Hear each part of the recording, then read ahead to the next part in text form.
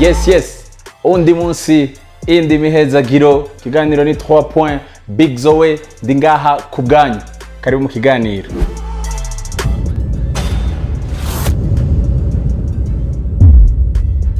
Uno munsi tuza kuvuga ku mugwi wa basket w'amateka.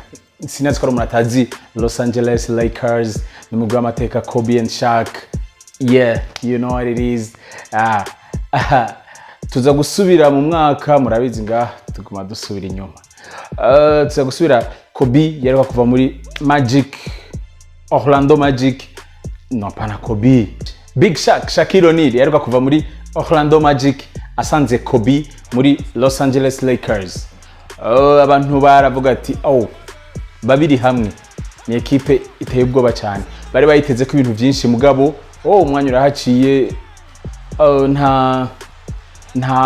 Bari bazi ko bazoshika amaprix yose aribo bayatwara, baba equipe ya mbere mugabo umwaka ntibaba equipe ya mbere, bakuwemwo na San Antonio ya Tim Duncan.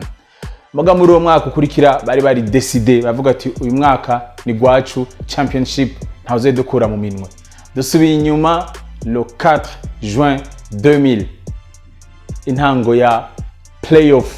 Match ya mbere ni Los Angeles Lakers ihura na Sacramento Kings. Isura na Sacramento Kings ya Los Angeles Lakers bari bafise Kobe na Shaq nkuko nabivuze.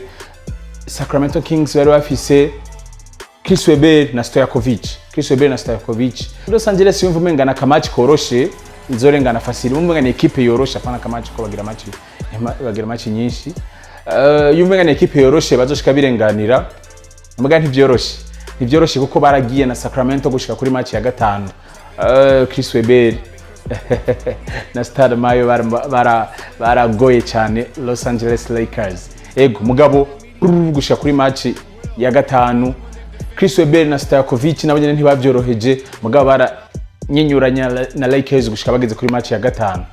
Lakers irarenganye. Equipe ya kabiri Lakers yahuye nayo yari Phoenix Suns. Ico gihe yari show, yari ifise Jason Kidd, ifise na Sean Marion.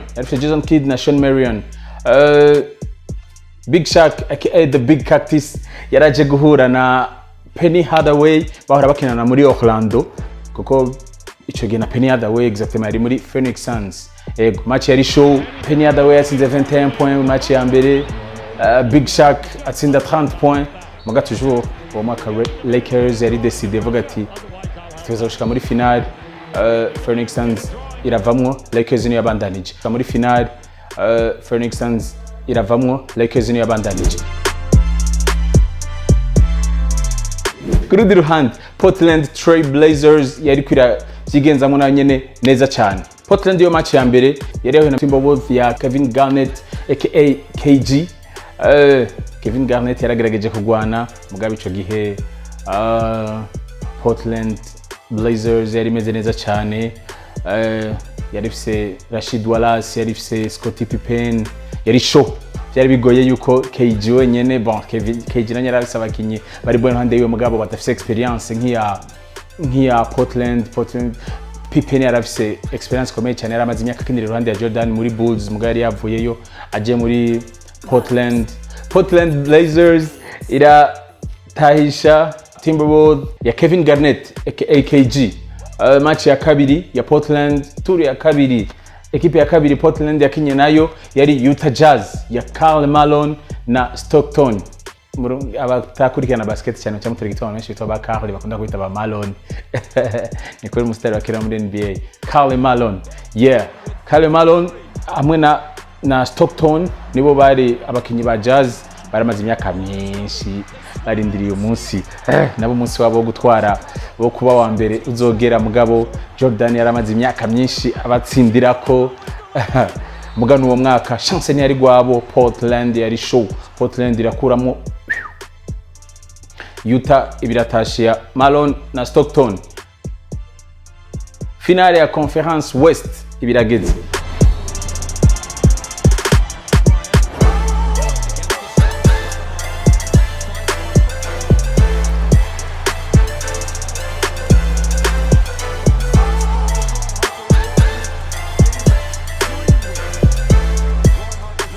finale ya Conference West yacihuza Lakers ya Kobe na Shaq hamwe na Portland ya Scottie Pippen na Rashid Wallace n'abandi benshi ico gihe Lakers yari sakinyosha ameze neza ba Green Rice ba Harper ba na Portland yari meze neza bari show ntihari Scottie Pippen wenyene na Wallace wenyene. Final ya Conference irageze, match yari irindiriwe cyane kuko abantu baratanguye icizere cyuko Los Angeles Lakers igira itware igikombe cyayo inyuma y'imyaka myinshi. Los Angeles yari maze imyaka 12 badatwaye igikombe na kimwe. Baheruka igikombe periode ya Magic Johnson na Kareem Abdul-Jabbar. Ego niyo baherukira araci imyaka exactement imyaka 12. Yo karibu finale irageze, match ya mbere ya finale ya Conference West, Los Angeles Lakers versus Portland Trail Blazers. Finale ya Conference West irageze, Los Angeles Lakers Portland Blazers. Match ya mbere ni Los Angeles yayitsinze. Los Angeles yari show. Shaquille yatsinze 41 points, Shaquille O'Neal, Big Shaq, Superman 41 points. Match ya kabiri Portland iti natwe hitwaje kubarorera. Portland niyo yatsinze match ya kabiri 106-77. Oh, difference nini cyane. Portland yari show. Game ya gatatu Kobe na Shaq barakoze kabisa, umwe yatsinze 25 undi 26. No ku ruhande rwa Portland, Stoudemire, Wallace ntibavyorosha na gato. Shati ya nyuma yo guheza match ni Ron Harper yayitsinze. Game ya gatatu Shaq Kobe bari show, umwe yatsinze 25 points undi 26.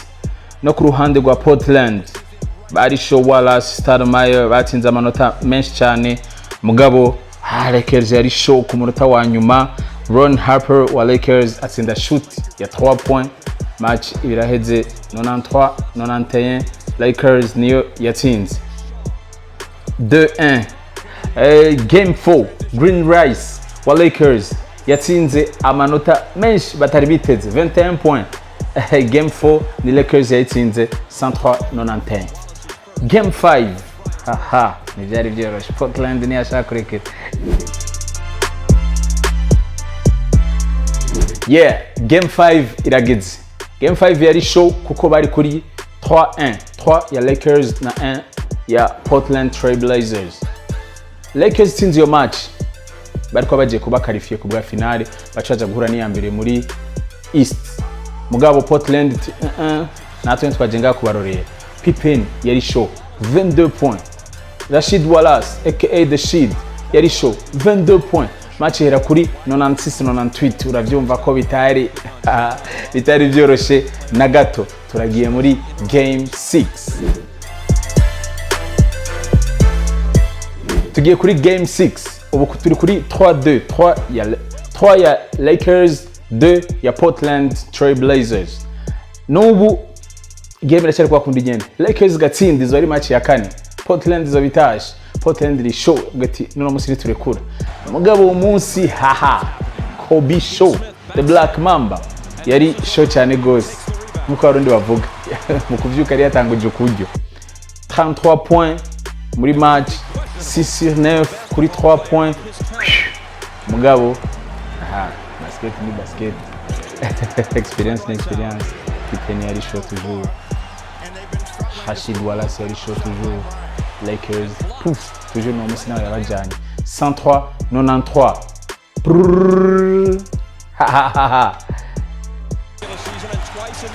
Umwanya wa action za vrai burageze. Game 7. Los Angeles Lakers ihura na Portland Trail Blazers. Game 7 yari kaze cyane. Yatanguye Portland kaze cyane, muri mi-temps bari kuri 42-39. Portland yari kaze, Lakers yaguma hafi. Ego bon, umunsi Portland yakinye defense cyane gose, Lakers iratakaza imipira myinshi cyane. yeah, Lakers yari yatanguye kugira ubwoba ivuga iti hamwe twotsindwa kandi twari twashoboye kuronka avance ya 3-1 twashoboye kubatsinda match zitatu kuri imwe mugabo match toujours irabandanya 75-75 umupivo wa Portland arakora ikosa kuri Shaq abarakwije amakosa 6 muri basket kwije amakosa 6 usohoka nugaruka mu kibuga abarakwije amakosa 6 yeah, match rishera abandanije 83-79 hasigaye umunota wo gukina Pippen araronsa umupira kuri 3 points agombye kwihana kuko umunsi yari yahushije cyane arashuse 3 points arahushije hasigaye amasegonda Lakers irekipoye umupira Kobe niwe ariko arawudugana uwo mupira Lakers hamwe yo kwinjiza iyo panier kubwo umwanya usigaye biragoye cyane ko Portland iza kugaruka action Kobe araduganya umupira Scottie Pippen ni wacunze Kobe amukubise crossover arinjiye muri zone tubanze duhagarike gato ku bantu bamuzi Kobe bamukunda hari bamukurikiranye ariko Kobe adatanga ipasi ko bamuzi Kobe arabizo ko adatanga ipasi hoho kuri action ya nyuma azi ko bose bameze uko kamera zose zimurindiriye ariyo ziriko ziraraba ko ari wagira heze match ari wagira qualify Lakers kuri muri finale ya NBA bose barabizi ko atanumwe aza kutanga atanumwe atapasa za gutanga mugabo uwo munsi niyo Kobe yatanze alley-oop légendaire alley-oop haye Big Shaq toujours comme muri basket kuri kino kiganiro cyacu twigishanya na basket alley-oop ni gihe high pass umuntu mu kirere ndazikora benshi atwekana babizi kuba tabizi ni gihe high pass umuntu mu kirere agaca tsinda atiriwe arabanza kusura nasi ngo asubira budugane agatsinda aho nyine mu kirere action kagirako Kobe niyo haye alley-oop abantu benshi ntibari biteze ko bagatanga ipasi kuri action ya nyuma Kobe nta mupira atanga Kobe nta mupira atanga ntabyo bari biteze Kobe yatanze alley-oop kuri Shaq byakurikiye ni histoire abantu bose barabizi story yacu no munsi yaragaze kuri alley-oop mu bisanzwe story yacu no munsi yaragaze kuri alley-oop bari barindiye Lakers kwirengana Lakers cyayikarifiya kuri finale ya NBA batsinze panier ya nyuma ya alley-oop ko bahaye Shaq ku bantu barababona iyo alley-oop igaruka cyane mu tu video ko bahaye alley-oop Shaq agaca batsinda Shaq agaca atera smash story yo alley-oop niyo story yacu no munsi yari Kobe and Shaq alley-oop y'amateka kiganiro ni 3 points Big Zoe dinga ku bwanyu mubandanye kwitega ivyiza igikurikira murakizi ntiyo like ntiyo commentaire ntugira ingorane ngira icyo ushaka ko dukora ko abasabye ko tugira ku tuntu two mu Burundi tuzotugira ko concept ndacyari ko ndayiyumvira muga tuzobigira ko kandi vuba ndamaze kugira ama idea 2-3 partage n'abandi babone ibintu byiza aba murabizi don't forget to subscribe Big Zoe dinga ku bwanyu 3 points love you